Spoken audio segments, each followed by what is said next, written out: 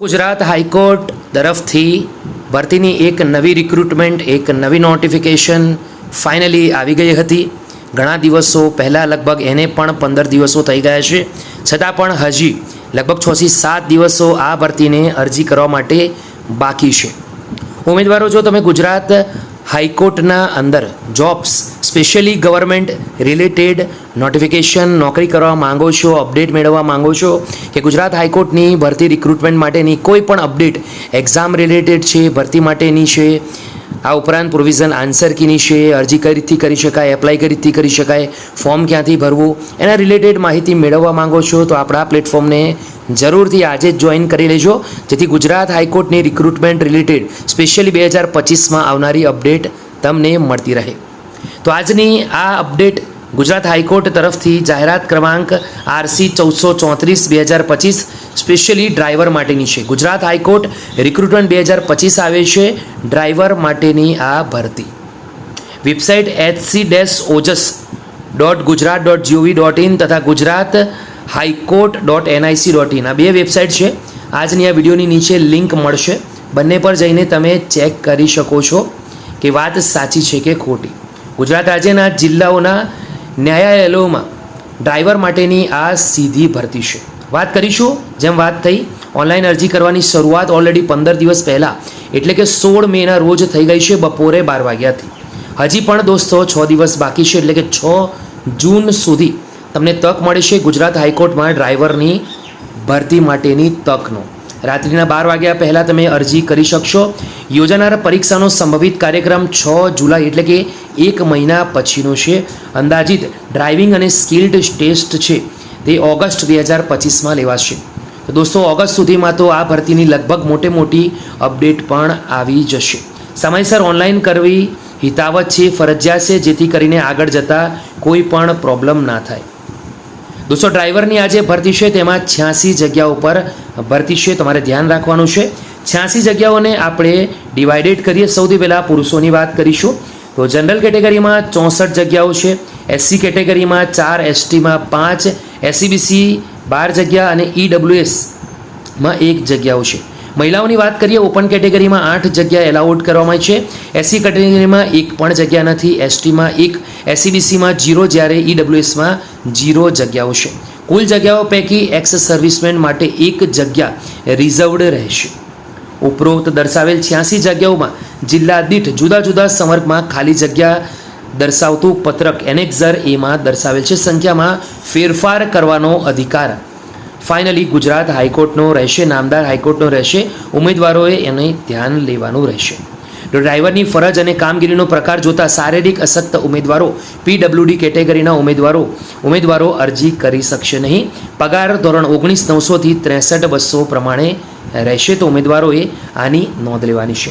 અનામત કેટેગરીના ઉમેદવારો છે, હુકમો, જોગવાઈઓ, નીતિઓ લાગુ પડશે તો એ પ્રમાણે તમારે પોતાના જે પણ ડોક્યુમેન્ટ છે સાચા અને નકલો તમારે સાથે રાખવાની રહેશે.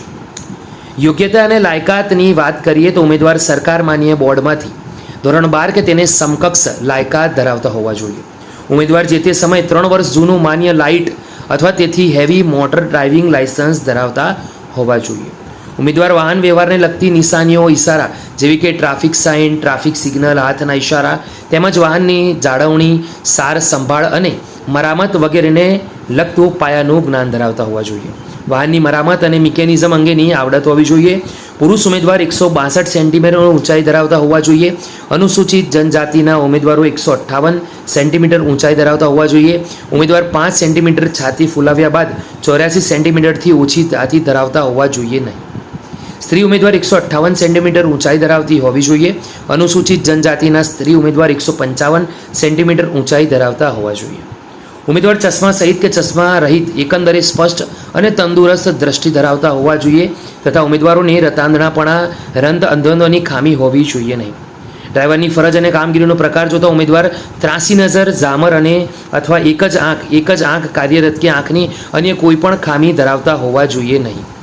ઉમેદવાર સરકાર દ્વારા નિયત કર્યા અનુસાર કોમ્પ્યુટર અંગેનું પાયાનું જ્ઞાન ધરાવતા હોવા જોઈએ. અંગ્રેજી, ગુજરાતી અને હિન્દી ભાષાનું પૂરતું જ્ઞાન પણ ધરાવતા હોવા જોઈએ.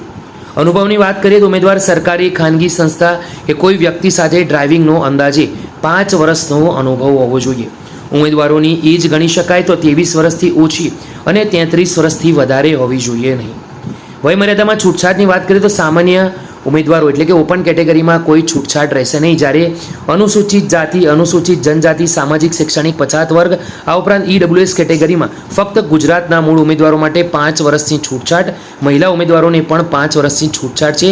માજી સૈનિકને લશ્કરમાં બજાવેલ સેવા ઉપરાંત 3 વર્ષની છૂટછાટ મળવા પાત્ર રહેશે, તો ઉમેદવારોએ તેની ખાસ નોંધ લેવાની છે.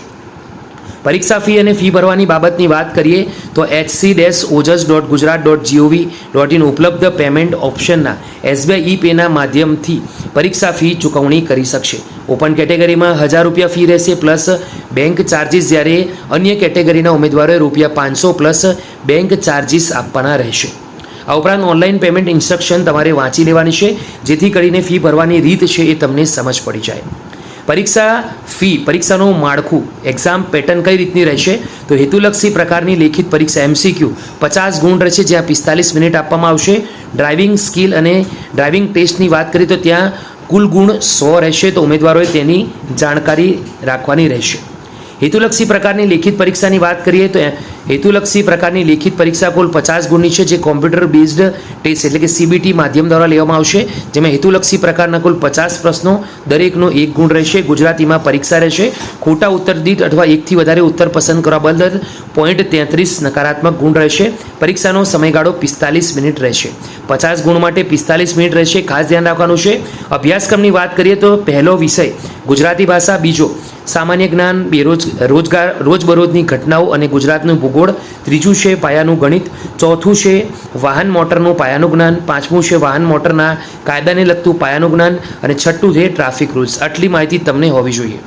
હવે ઉમેદવારો હેતુલક્ષી પ્રકારની લેખિત પરીક્ષામાં ઓછામાં ઓછા 45% ગુણ મેળવશે, જ્યારે તે સિવાયના અન્ય ઉમેદવાર હેતુલક્ષી પ્રકારની લેખિત પરીક્ષામાં ઓછાના ઓછા 50% ગુણ મેળવશે. તેવા ઉમેદવારોને જ ભરતી પ્રક્રિયાના આગામી તબક્કા એટલે કે ડ્રાઇવિંગ સ્કિલ ટેસ્ટ માટે બોલાવવામાં આવશે.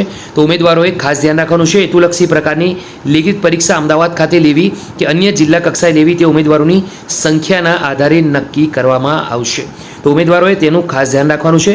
ડ્રાઇવિંગ સ્કિલ ટેસ્ટની વાત કરીએ તો 100 ગુણનું રહેશે.